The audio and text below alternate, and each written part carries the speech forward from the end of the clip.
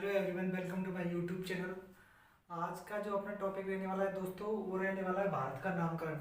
यानी हमारे देश में जो भारत नाम पड़ा है हमारे देश का, वो किस बेस पर पड़ा है, और भारत के अलावा हमारे देश के अन्य नाम क्या क्या हैं। तो ये भारत देश के जो अन्य नाम है, ये 11 नाम है जो भारत के अलावा अन्य नाम है। जैसे मैं पहले नाम की बात करूँ तो पहला भारत है, दूसरा इंडिया है, तीसरा क्या है हिंदुस्तान है, चौथा जम्मूद्वीप मिलता है, पांचवा ब्रह्मवर्त मिलता है, चौथा ब्रह्मसी देश मिलता है, सेवंथवा आर्यवर्त मिलता है, एट्थ मध्य देश मिलता है, नाइन्थ पे तिएंचु, टेंथ पे इंतु और 11th पे होड्डू है। तो इन सारे नामों के अपन चर्चा करने वाले हैं कि एक नंबर बाई नंबर नाम को देखने वाले हैं कि किस तरह इनके नाम कैसे ये भारत के नाम पड़े हैं। ठीक है। तो सबसे पहले अपन भारत के नाम की बात करने वाले हैं कि भारत भारत का नाम भारत क्यों पड़ा है। तो भारत का नाम भारत के जो नाम पड़ा है उसका तीन प्रूफ मिलते हैं अपन को, कि तीन जगह इनका प्रमाण मिलता है कि भारत का नाम भारत के नाम पर पड़ा है। जैसे मैं बात करूं, भारत के नाम की बात करता हूं तो भारत के नाम जैसे ये है भारत। भारत का जो नामकरण है वो तीन तरह से देखने को मिलता है। सबसे पहले हमारे ऋग्वेद में ऋग्वेद में ऋग्वेद में आया है। दूसरा जैन ग्रंथ के अनुसार, जैन ग्रंथ। तीसरा भारतीय परंपरा।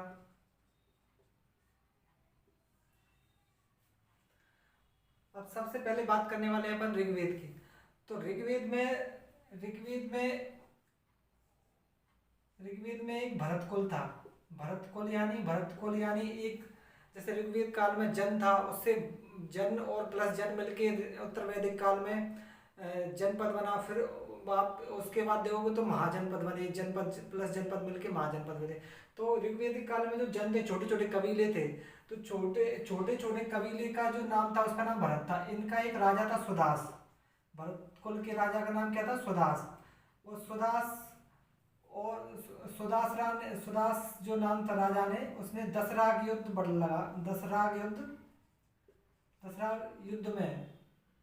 युद्ध में इसने 10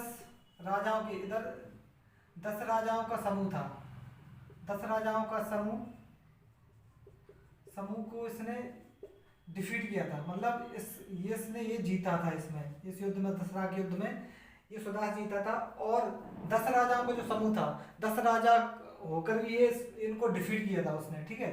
तो इनकी हार हुई। तो इस शक्तिशाली राज जो इस सुदास था, वो इतना पावरफुल था। और ये किस कुल का था? ये भरत कुल का था। तो इसके कुल के नाम पर भारत नाम पड़ा है। पहला ये यहाँ से एक प्रमाण मिलता है। दूसरा क्या है? दूसरा जैन परंपरा के अनुसार मिलता है, यानी जैन ग्रंथों में सबसे इनके जो संस्थापक थे जैनों के, वो ऋषभदेव थे। यानी जैन धर्म के जो संस्थापक थे वो क्या थे? ऋषभदेव थे। अब ऋषभदेव के जो पुत्र थे, एक ऋषभदेव के दो पुत्र हुए। एक का नाम था, इनके जो दो पुत्र हुए, एक का नाम था बाहुबली, एक का नाम क्या था दोस्तों? बाहुबली। दूसरे का नाम क्या था? भरत। तो बड़े बेटे बाहुबली थे, छोटे बेटे भरत थे। तो बाहुबली को इन इन ये राजा बाहुबली को बनाना चाह रहे थे, लेकिन बाहुबली का राजा बनने में कोई इंटरेस्ट नहीं था। तो ये क्या है कि ये संत बन गए। तो ये पूरा राजपाट किसके पास आ गया? पूरा राजपाट इनके पास आ गया। पूरा शासक ये बन गए। ठीक है। इनके उत्तराधिकारी कौन बने? भरत। और ये भरत क्या है कि बहुत शक्तिशाली राजा थे, ये भी बहुत पावरफुल रूलर रहे। ठीक है। पावरफुल रूलर रहे थे। तो ऐसे इस इनके नाम पर भी जैन ग्रंथों में इनके नाम पर भरत के नाम पर भारत पड़ा है। और बाहुबली के बारे में आपको बता दूं तो बाहुबली काफी बड़े सिद्ध हुए। इनकी कर्नाटक में गोमतेश्वर के नाम से इनकी मूर्ति है। गोमतेश्वर। कर्नाटक के श्रवण बेलगोला में गोमतेश्वर नाम से इनकी मूर्ति है। इसमें जैसे जैसे उज्जैन में महाकाल का कुंभ लगता है, ऐसे ही इसमें इनका हर साल लगता है और 54 फीट की इसमें मूर्ति है। और यहाँ पर ही ये चंद्रगुप्त मौर्य जो था, चंद्रगुप्त मौर्य ने जो अपने प्राण त्यागे थे लास्ट में, जीवन के अंतिम समय में, वो कर्नाटक में ही त्यागे थे। ठीक है, तो यहाँ से प्रूफ मिलता है कि भारत कैसे नाम पड़ा भारत के नाम पर। तीसरा, भारतीय परंपरा के अनुसार मैं बात करूं तो भारत में क्या है कि एक राजा थे शकुंतला, सॉरी राजा थे कौन, दुष्यंत। दुष्यंत, इनकी वाइफ थी शकुंतला।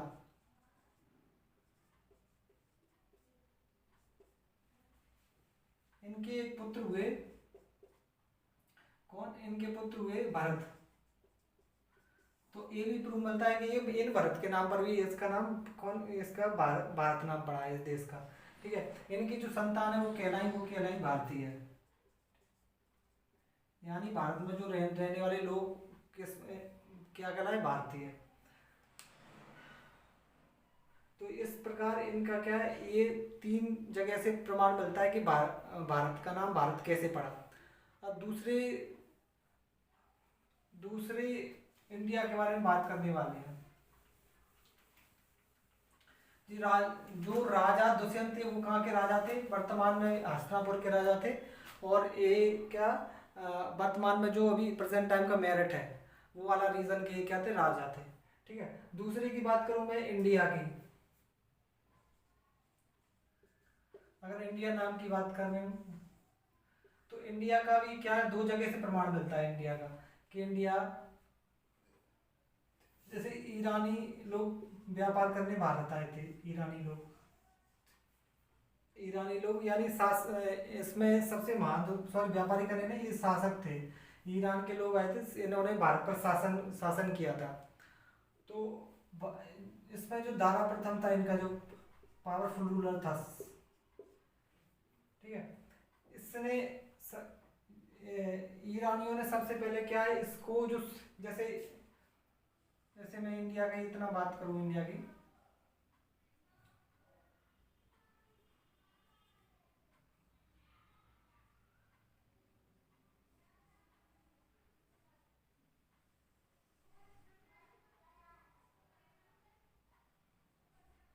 इंडिया की अगर मैं बात करूं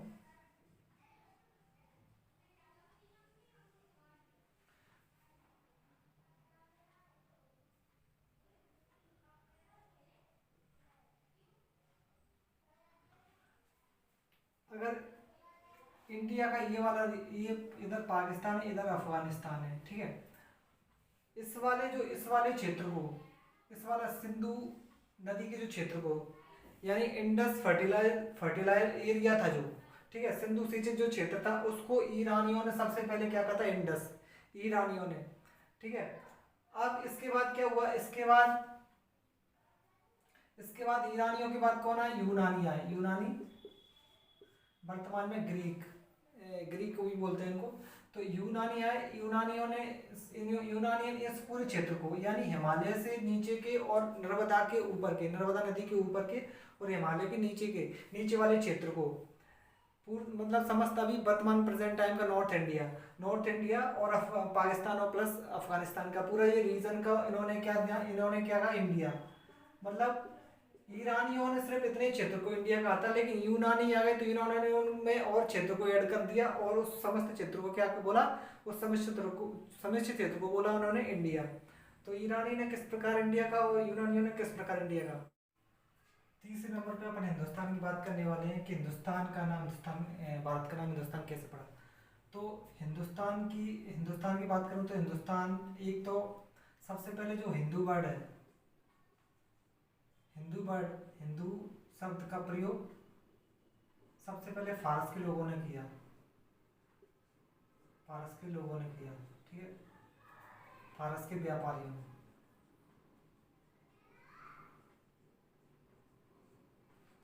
दूसरा हिंदू वर्ड है, और हिंदुस्तान जो शब्द का प्रयोग किया वो अरब के लोगों ने किया।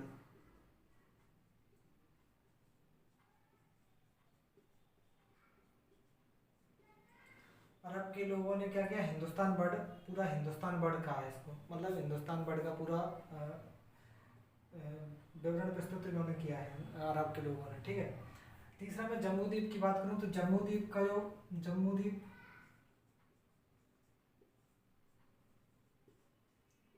जम्मू द्वीप का भी 2 जगह से प्रमाण मिलता है।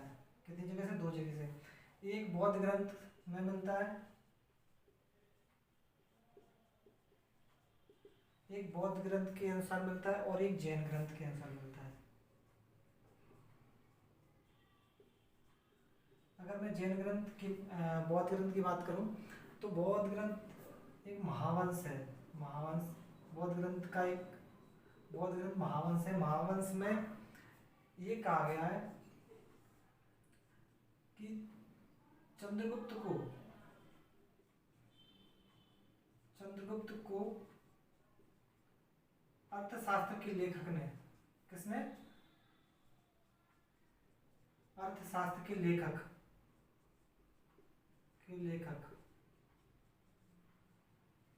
कौटिल्य ने, अर्थशास्त्र के लेखक कौटिल्य ने जम्मू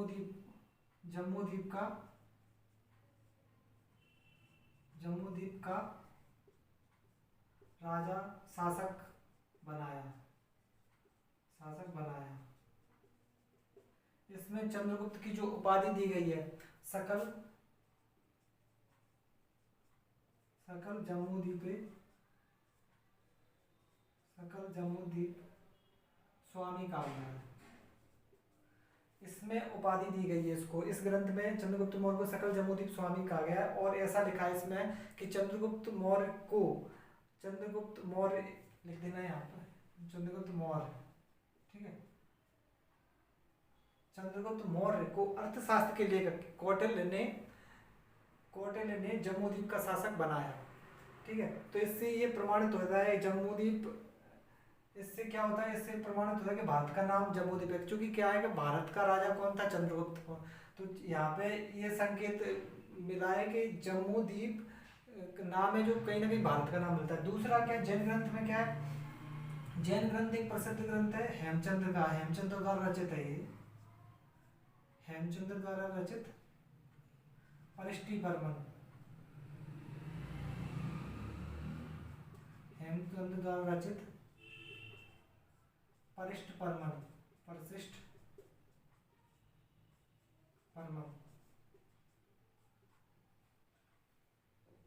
इसमें परिशिष्ट परमन में हेमचंद्र ने चंद्रगुप्त मौर्य को जम्मूद्वीप का राजा बताया है। तो ये कहीं ना कहीं ये प्रमाण करते हैं कि जब भारत का नाम क्या था? जम्मूद्वीप। तो ये 4th नाम में ऐसे जम्मूद्वीप पड़ा भारत का। 5th नाम की बात करूं मैं,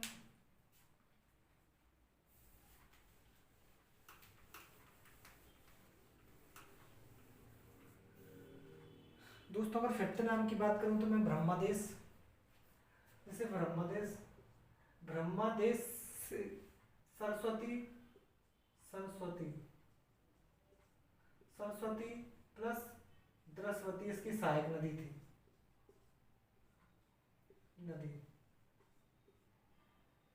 सरस्वती और द्रस्वती नदी के बीच का क्षेत्र,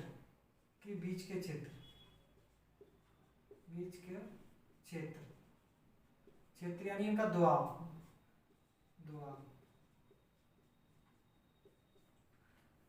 दो नदियों के क्षेत्र का बीच दोआब कहलाता है।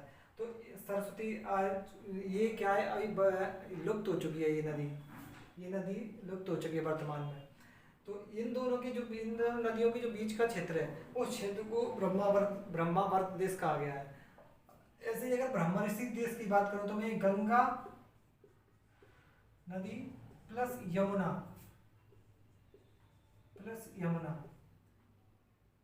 नदी, इन दोनों के बीच के क्षेत्र को, इन दोआब वाले क्षेत्र को, इन दोनों के बीच के क्षेत्र को क्योंकि विधवा वाले क्षेत्र को क्या कहा है, ब्रह्म ऋषि देश कहा गया है।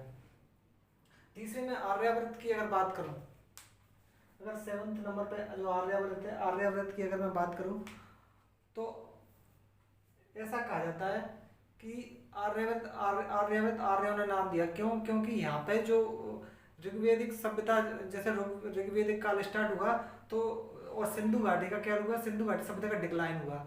तो यही कारण सिंधु घाटी सभ्यता का जो डिक्लाइन बताया जाता है, यानी नष्ट होने को उनको उसका बताया जाता है, सिंधु घाटी सभ्यता की जो खत्म होने को बताया जाता है, वो कहीं ना कहीं आर्यों का ही आने का कारण सिंधु घाटी सभ्यता का नष्ट हो रहा है। ठीक है, तो ये कारण, तो इस जो इंडिया का जो नॉर्थ वाला इंडिया है, पूरा इंडिया, उस वाले क्षेत्र को क्या है, इस वाले क्षेत्र को आर्यावर्त कहा गया है। यानी कि हिमालय के जो नीचे के क्षेत्र को और नर्मदा नदी के ऊपर के क्षेत्र को, उस क्षेत्र को क्या कहा गया है, उस क्षेत्र को, पूरे क्षेत्र को आर्यावर्त कहा गया। तो आर्यावर्त क्या है, नर्मदा नदी की, आर्यावर्त नर्मदा नदी की समस्त उत्तरी क्षेत्र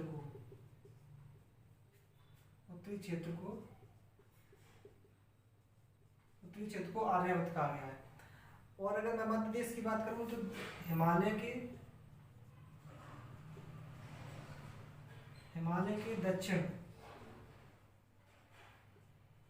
दक्षिण में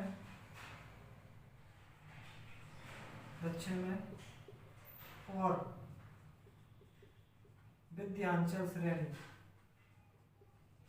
विंध्याचल श्रेणी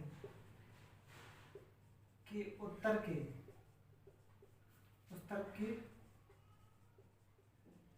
समस्त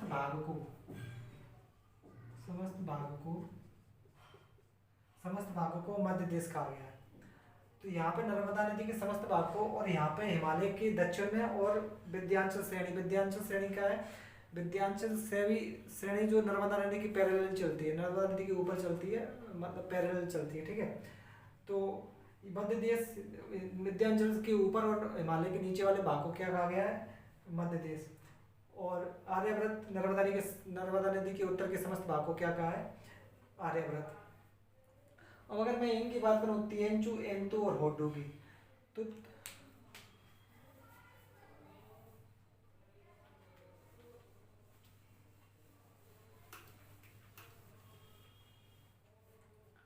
अगर मैं तिएंचु की बात करूं तो तिएंचु प्रारंभिक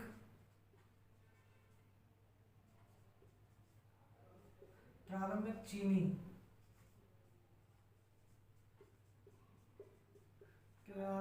व्यापारियों ने भारत को तिएंचु कहा है। तिएंचु प्रारंभिक चीनी व्यापारियों ने भारत को क्या कहा है, तिएंचु कहा है।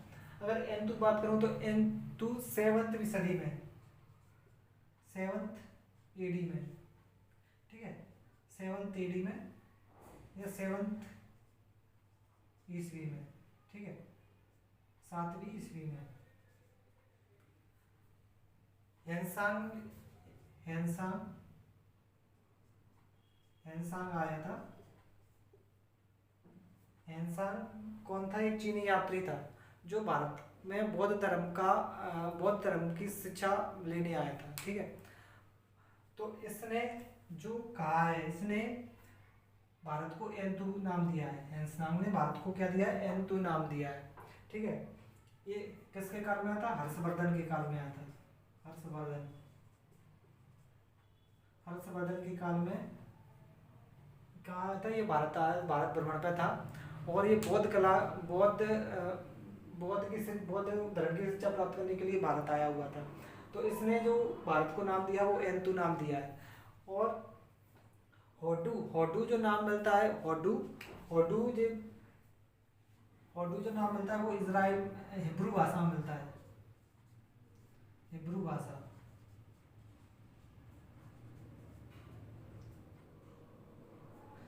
भाषा में क्या मिलता है?